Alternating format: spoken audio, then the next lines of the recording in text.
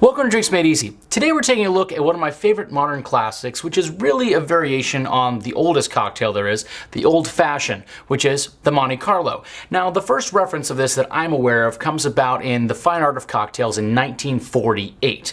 This is an especially great cocktail for folks who find an Old Fashioned to be a little bit too punchy, because in this cocktail we're replacing the sugar with Benedictine, which tends to make it a bit sweeter and kind of smooth out the rough edges.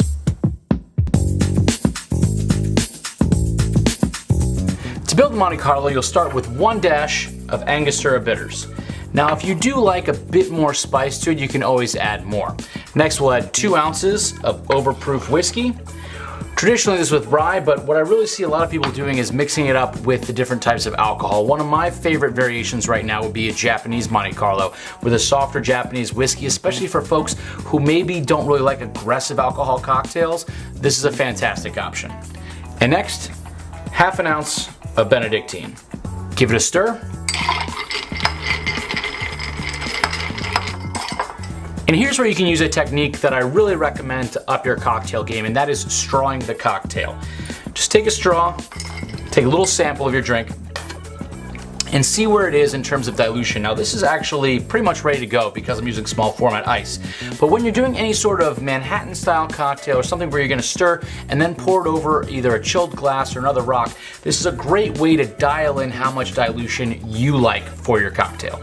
Next, we're gonna strain into a glass with some fresh ice. And if you can, this is an example of why you would want to use large format ice. Since we've already pre-diluted our cocktail, with these large format cubes, you're going to slow the amount of dilution you'll have in your second glass. Now, if you don't have any large format ice, I would just skip the first step that I did of stirring in a glass, since you're going to get that dilution pretty rapidly. And you can just basically hold on to your drink and take little sips until it's where you want it to be. Express a lemon. And there you have the Monte Carlo.